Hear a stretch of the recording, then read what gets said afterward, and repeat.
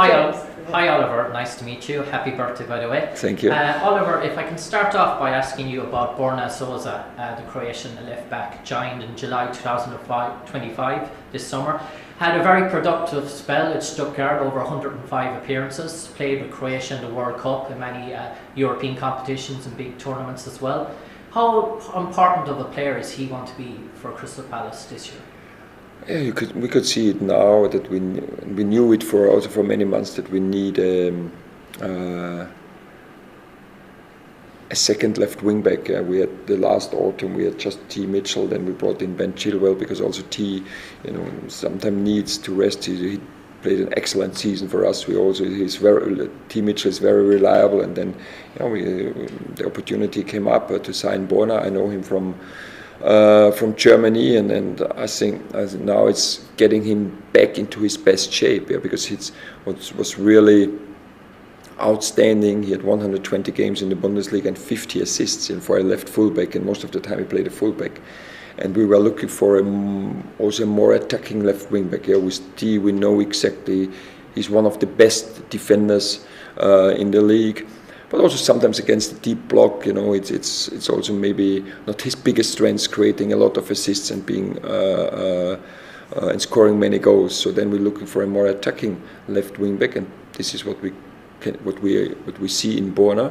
But he's on the way up, to get back to his best shape. He's working hard in training, and that's why he also played now against Fredrikstad. Deep blocks, we could see also I think he is not there where he has already been, but he is working very hard to get there again, and he is getting all our support that he will get there again. And I'm sure that we will see the best Borna Sosa, not within 2 or 3 weeks, but within a few couple of months, and that he will be a regular starter for the Croatian national team again. I just want to follow up on Ismaila Sarr, just in terms of his productivity and output.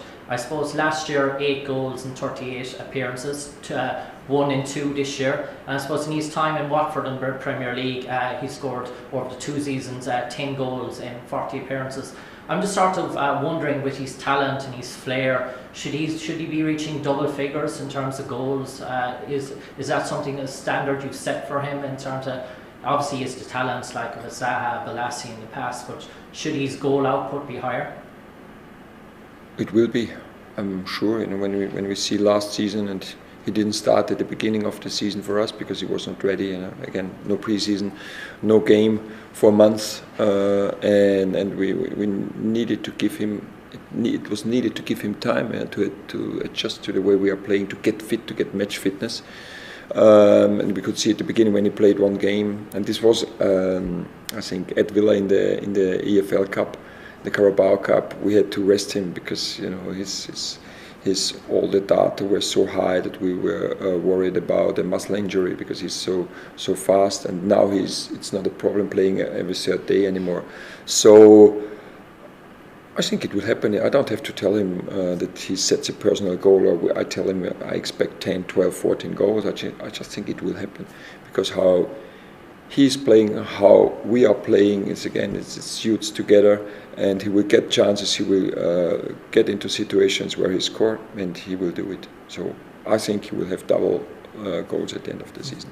If I can move on to Aston Villa at the weekend, I suppose when we look at Aston Villa, obviously the threat of Ollie Watkins running behind, but I just want to talk a bit about Morgan Rogers. He's elusive, he can play anywhere across the front line, he's versatile. How hard of a player is he to try and combat? Because he can switch wings, he can switch flanks, he can play off the striker, he can go in behind. And obviously he's at the hub of what Aston Villa do. He's the dynamism in their attack. How hard is it to curb a player that can pop up anywhere on that front line?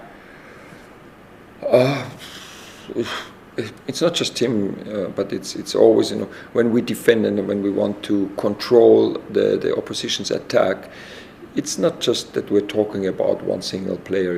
We know where they will move, and also they can change it during the game. He can start in the middle, and then usually Une asks his, let's say, players behind Ollie Watkins to move in the pocket, and also this can change. When Leon Bailey played, he played always wide as a winger, therefore McGinn played inside, Lucas Digne went high. So we have to deal with these situations, and this is what we know. We know which areas we want to avoid, that Villa can pass into these areas. We know exactly which areas we give them, where they can have their possession, where they can pass. We know in which situations we want to start our press, and in which situations we want and have to stay patient, because this is their trap. Yeah, so this is what we exactly know, and then is how we can transform it on the pitch, and then hopefully Morgan Rogers, Ollie Watkins don't get many balls in dangerous areas. That's all about how we defend. Yeah? So not giving the other strikers, the other attackers, the ball in the dangerous areas. If Morgan Rogers has the ball next to the corner, it's difficult for him to score. If he gets the ball on the penalty spot, it's easier. And just one last one on Aston Villa before I move on. Just in terms of, I know every game in the Premier League is a hard game, but in terms of Aston Villa this summer, obviously restricting with financial fair play, there's Unai Emery and probably not being able to get the signings he wanted in the door as well. There's a bit of doom and gloom around there at the moment. Is that something you can capitalise on maybe? If Unai is complaining, I think he didn't lose any starter, if I'm right. Is it right? Jacob Ramsey left. Yeah, but he was no starter, no regular starter. So he lost no starter.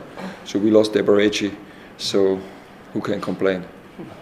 And final question for me, just on the Europa Conference League draw, is going to take place later on there today. There's two Irish teams in that draw, Shamrock Rovers and Shelbourne as well.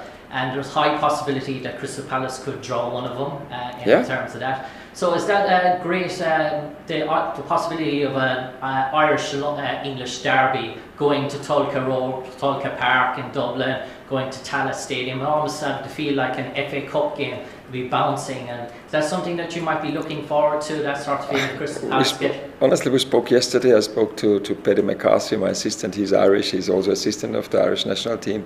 And I said, I'm talking now for more than 1 year that you invite us to Dublin, but it never happened. So hopefully we get an Irish team, and with that I can go to Dublin then. Yeah. And the second is we hope, because there's an Austrian team in the Conference League as well, Rapid Vienna.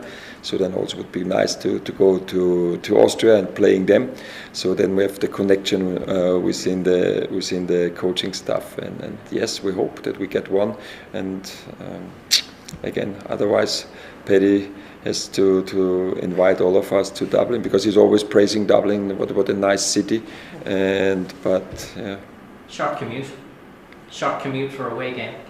Short travel. Yes. Yeah. Thank you very much. Thank you. Thank you. Thank you.